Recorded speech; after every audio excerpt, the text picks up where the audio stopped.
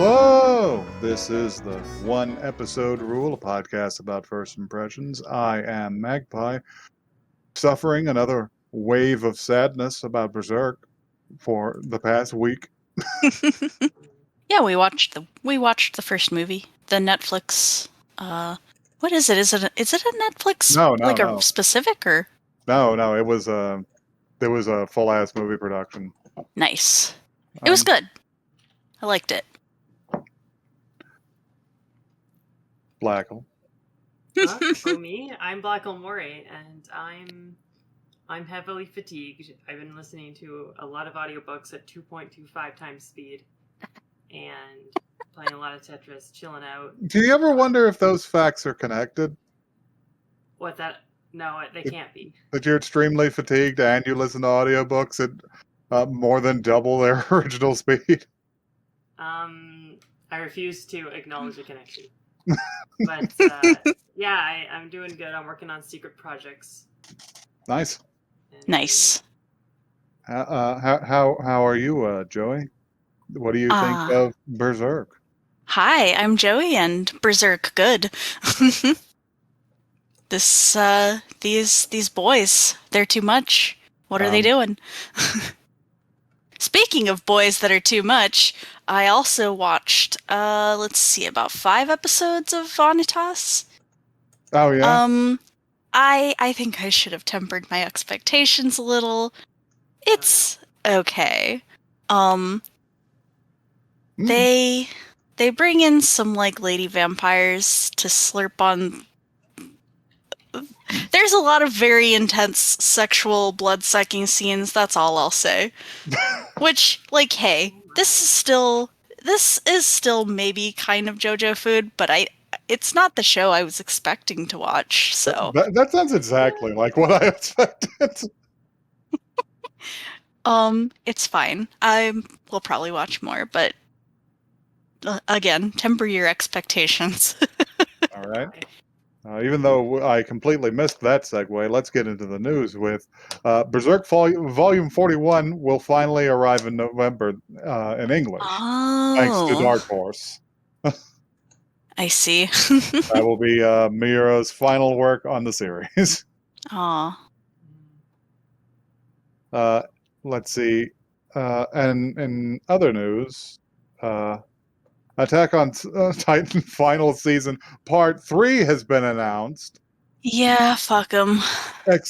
Extending the torment to another season. I'll update you again when Part 4 is announced. Yeah, just ready to stop thinking about it forever. And finally, some podcast news. I want to check the results of the poll. Oh, That yeah. I put up. You'll give me just a second. Well, obviously I voted for Kaiji. That wasn't an option, but I did a write-in. You're right, it was not an option. You said we could do a write-in, so I did a write-in. All right, I have the poll now. TweetDeck didn't want to show it to me. So it looks like it's actually a tie.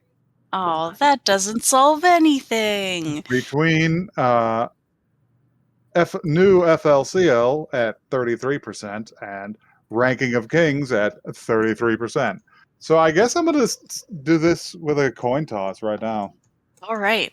Who wants to call it? Heads is Ranking of Kings. No, wait. That exact thing. Wait. No, ranking.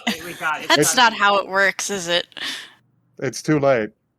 I've already cast it, and I have to watch the new FLC. Uh-oh. Have fun. Godspeed. I don't feel good about this. You were the one that added it to the poll. I did put it on the poll. I feel as though the votes for that were aware of my feelings about it. I voted for Ranking of Kings, so. So yeah, guys.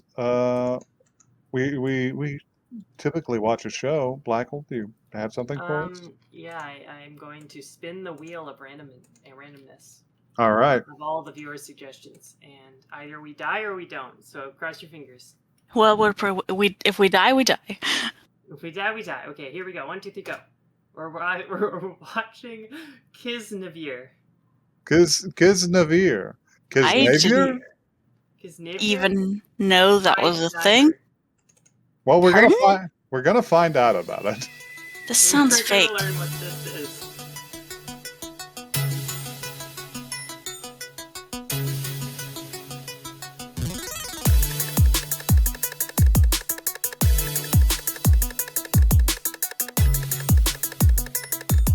You know, we often collectively feel pain on this show too. You're so right. Yeah. All right, so who wants this blurb? I will Blackle, do it. Blackle, you haven't done one in a while. That's true. Okay. I'm ready.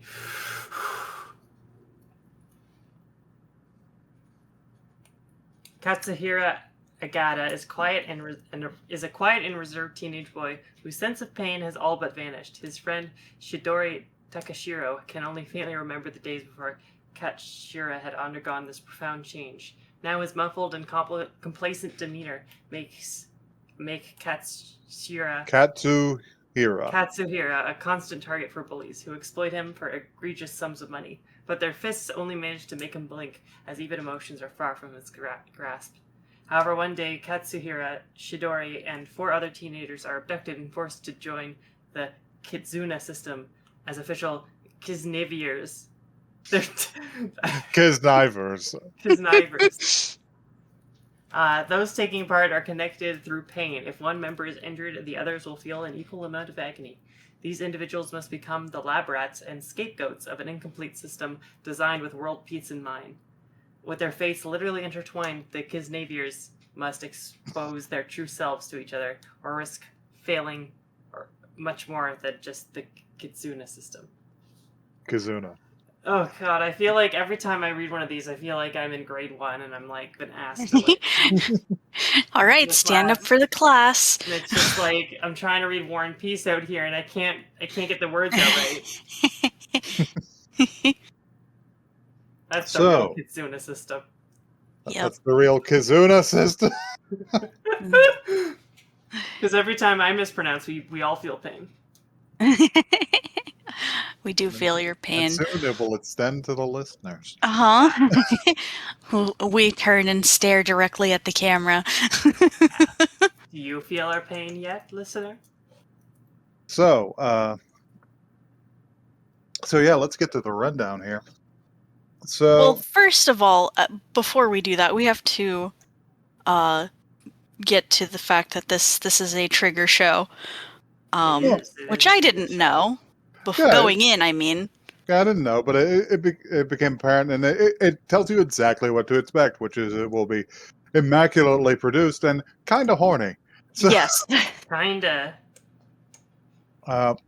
So yeah, what happens in this? After a cold open dream sequence, our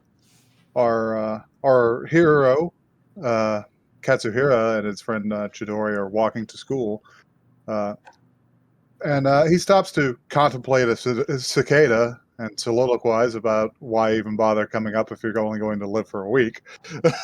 Mm-hmm. Which prompts Chidori to say, "Hey, buddy, is there something wrong? Are you feeling okay? Do you have darkness in your heart? You have darkness locked away in your heart." Darkness, honey. Where he does admit that he is being bullied for money again, but it doesn't bother him that much because he feels very little pain in general, and if he gives them money, they stop, which prompts her to become quite irritated with his laissez-faire attitude about the money his parents give him. Yeah. So she runs off ahead in a huff, allowing 2 said bullies to shake him down again, but this time he has no money, so he's in for a beating. Unbeknownst to them, local pink-haired Kamina clone, Hajime Tenga, I was going to say yeah. our Kamina shows up. We need one per show. hears them from the bathroom, so he decides to execute a dynamic entry by launching his backpack into one kid's face and his ass into the other. Yeah, his hindquarters. It's Ass-based attack system. a move I haven't seen since Yokozuna did it in the WWF. Incredible. He claims that he'll take 20% of the whole sum of money that these guys bring back to Katsuhira after he beats them into submission. Katsuhira says this is fine, but they don't actually get around to working out the particulars of that because they are soon ambushed by a jump cut to to their class, which is not going on really. It's just a bunch of kids sort of hanging out in the same room while their teacher plays dating games on his phone. Yeah. Dating games which he is too cheap to actually pay for. He's like, the free version doesn't do anything. Jumping away from that, we find out what happens to Katsuhira. He's on a roof somewhere with a weird girl Yeah. named Noriko. Then things are about to start getting weird from here on out. who begins to explain her position on the 7 deadly sins as someone who clearly does not understand what the 7 deadly sins No, here's the 7 deadly sins. First is bitch ass, second is weak ass, third is weird ass. Yeah. Literally that is it. Yeah. She ultimately names 6, not 7, and it's like, okay. I assume you there'll be failed another step 1 at some point. Anyway, they're all just different anime archetypes. Mm-hmm. Yeah.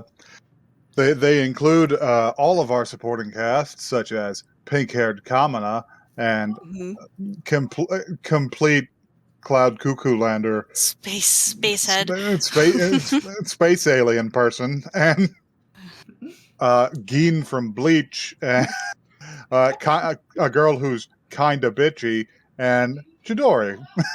Mm-hmm. And after having this explained to him, and in a different scene, a different location, she aggressively approaches him, causing him to stumble backwards until they are at the head of the stairs. And she says, "Why are you running away?" And he says, "Well, why are you running?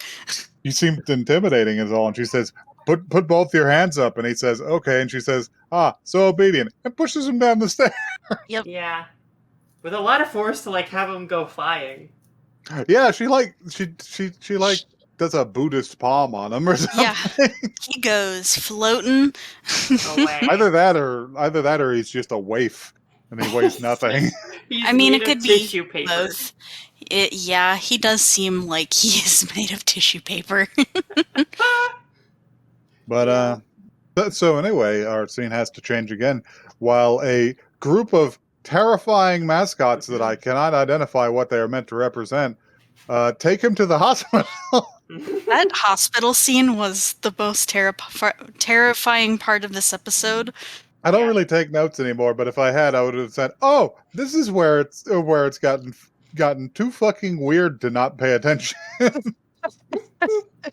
Because there's a disco ball in the elevator going on. Yes, it felt like a fever dream.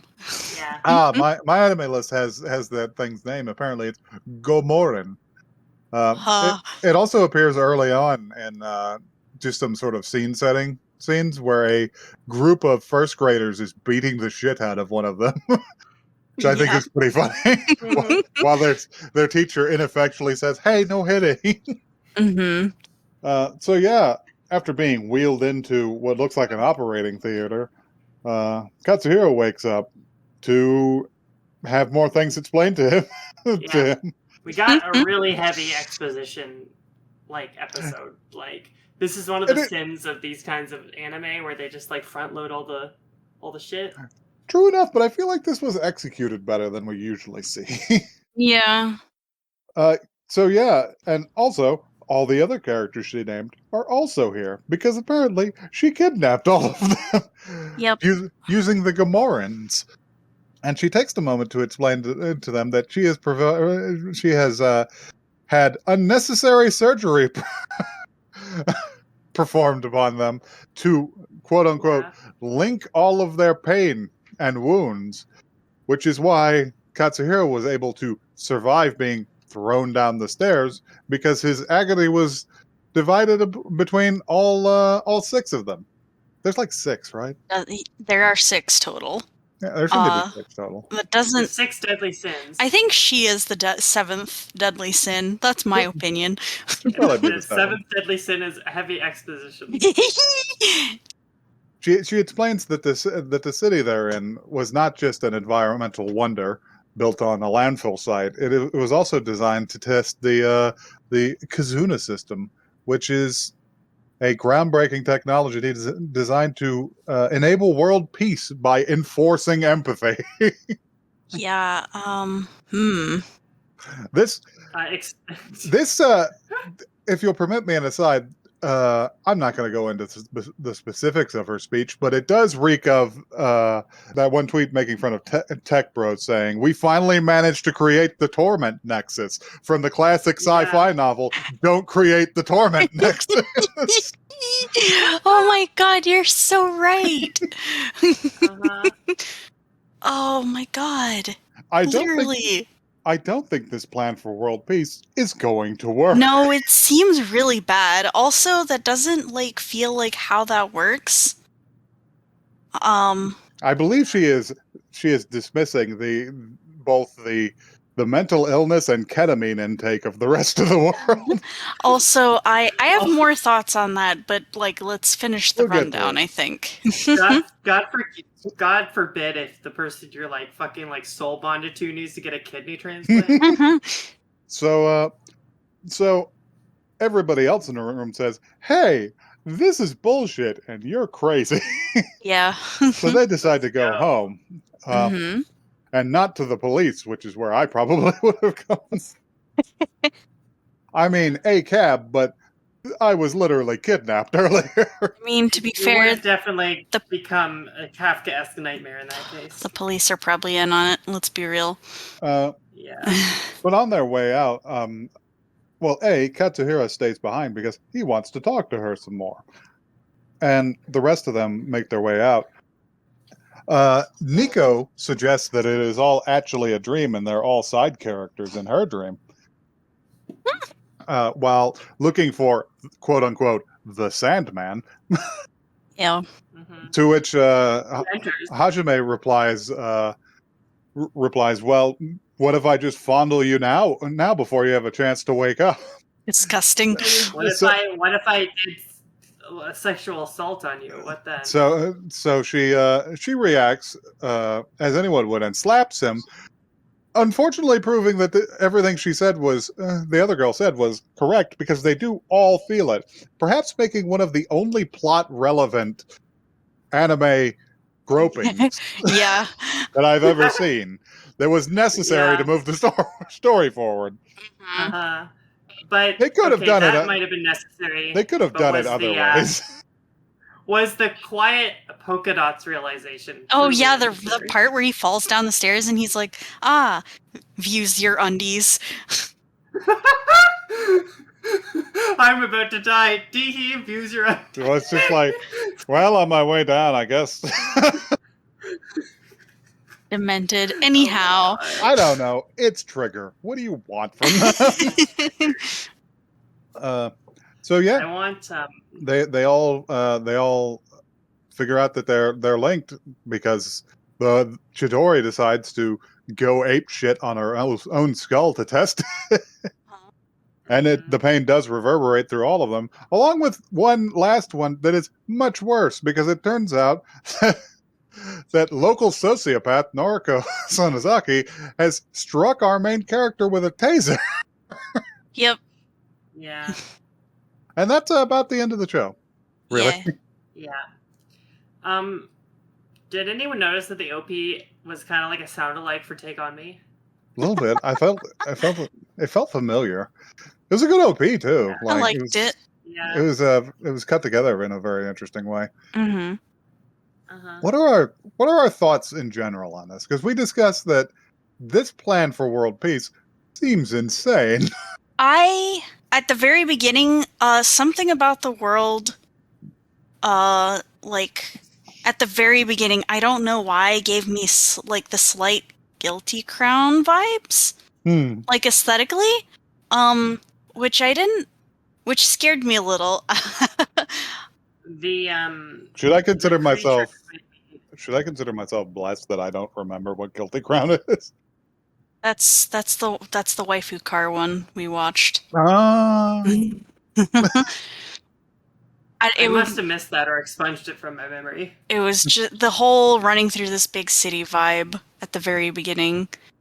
I don't know. It's filtering out of our mind like so many grains of sand between your fingers.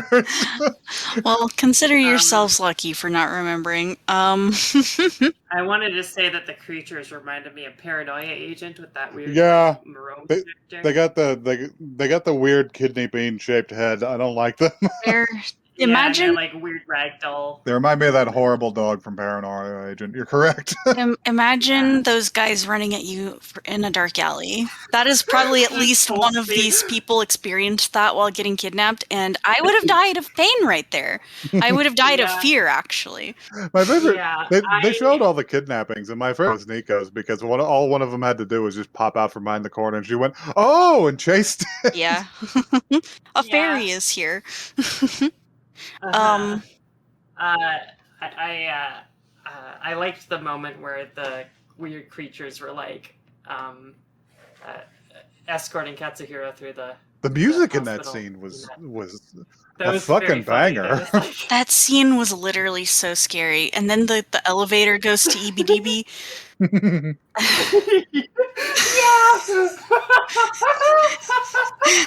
They go to other side picnic. Go to EBDB picnic. Let's see. Man. Of course, it's triggered, so everything was all of the art direction was spot on. Beautiful. I like all these character designs. The animation, the whole animation style was really nice. I like the kind of like faded out lines. Yes, it's gorgeous to look at. That's for sure. They always make a show that looks subtly different from everything else in the market, which is impressive for but anime. also like looks like itself. Like, you know what I'm saying? Yeah, it looks. It's got its own unique visual identity, which is why we like Trigger, even though they're a little horny. I also thought it was interesting. I feel like a lot of Trigger shows take place in like fantastical worlds, and this one's like definitely different in some ways than our own, but it feels like way closer to our own world than a lot of their shows. It does. It feels like a maybe like a planned city, but like a modern like Japanese city. Yeah, like, exactly. It feels like any of the cities in like One Punch Man or something like that. You know, exactly. I'd like to know what the name of this genre is, because it's that kind of like, it's not an isekai, but it's like people are playing a weird game with each other. It's like that one where what was it called?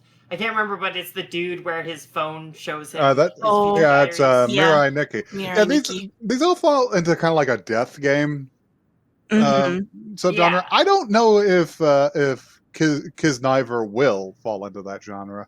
I think it might be more complicated, but there maybe Death Game or whatever this is are in the same like sub classification, where death, like I don't know, it's just that kind of like, oh, we've all brought you together to do a weird thing.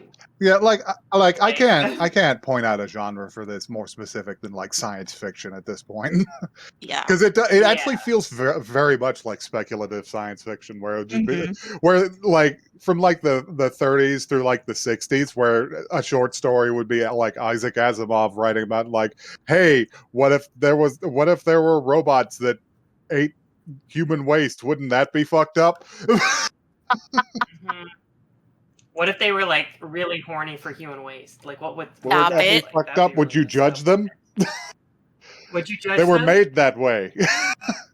you If they asked nicely, would racist. you?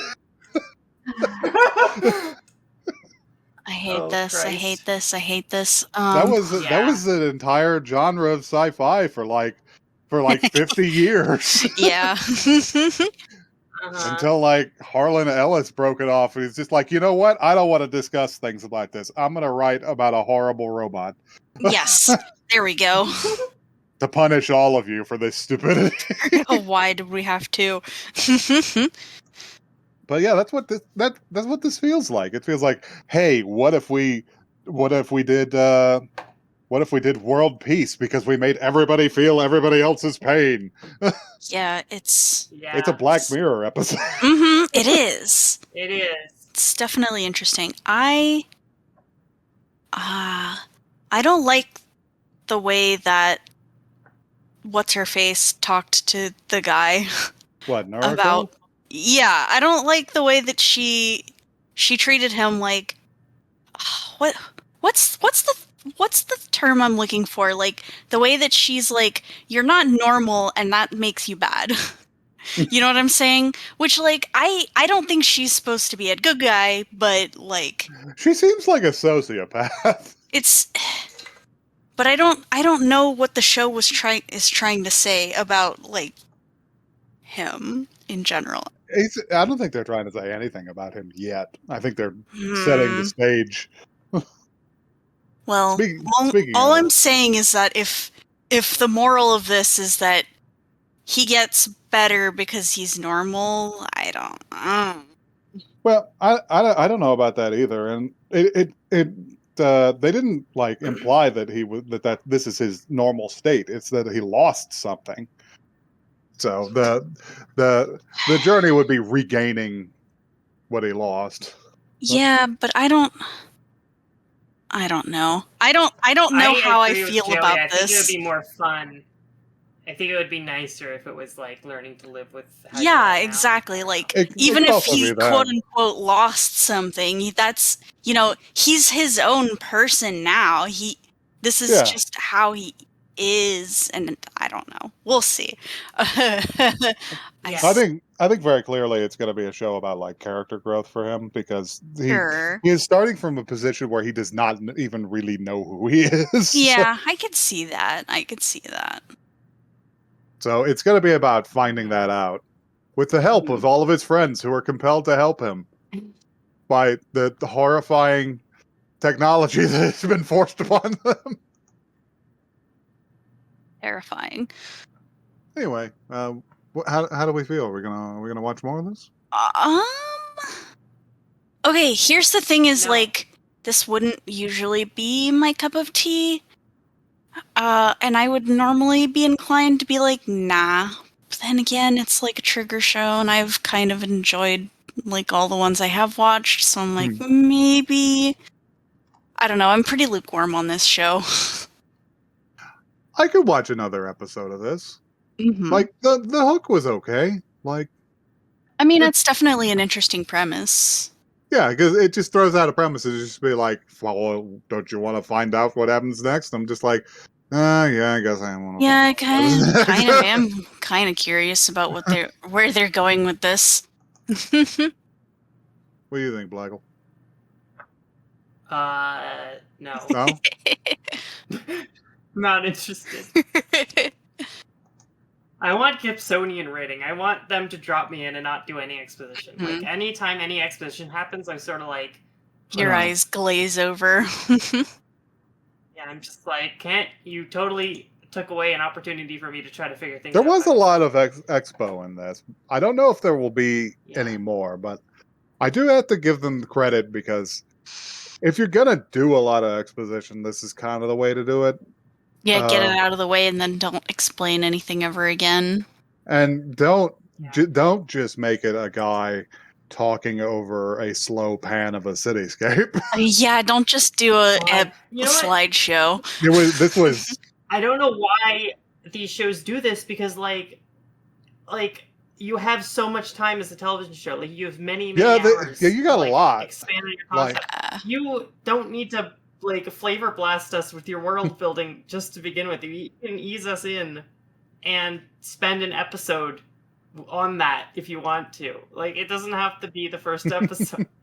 I think the first episode should be about characterization. This is becoming my hardline stance on the one episode rule podcast. I do really feel Expressions like anime. I don't know if our criteria has been clear to the listeners, but I really like it. I just really like a first episode to provide like a compelling mystery. Mm-hmm. And I'm willing to listen to some exposition if the mystery is compelling enough. Mm-hmm. But Yeah. but at least it was characters talking in interesting locations and saying, as you know, rather than an outside narrator just appearing for to tell you the state of Academy City. Here's our fucking like. I saw a description of an anime on YouTube the other day that literally said Academy City, and I almost blacked out. Yeah. Yeah. God. Anyway, I'll probably maybe I'll watch another episode of this. Yeah. I don't know. But anyway, if you would like to help us escape from Academy City, you can do so at oneepisodecast@gmail.com. That is one word, not the number. Hey, we have Twitter too. That is @oneepisodecast. Send us to Academy City. Don't. Send us to Academy City. Do it. No! Don't. Oh God, the portal is opened. It's too late. Please. Listen, I have too many nightmares of being stuck in high school again. I can't be doing Please this. throw. Though actually, that might help me out resolve some unresolved trauma. So maybe I should go to Academy. Please throw down the ladder from the helicopter. Get me the fuck out of here. Oh Everyone my is God. 15 and 2.5 feet shorter than I. Splinter Cell Chaos Theory, but it takes place in the isekai. I literally can't go unnoticed. The authorities can see me from miles away. We gotta get out of here. We gotta go. Bye.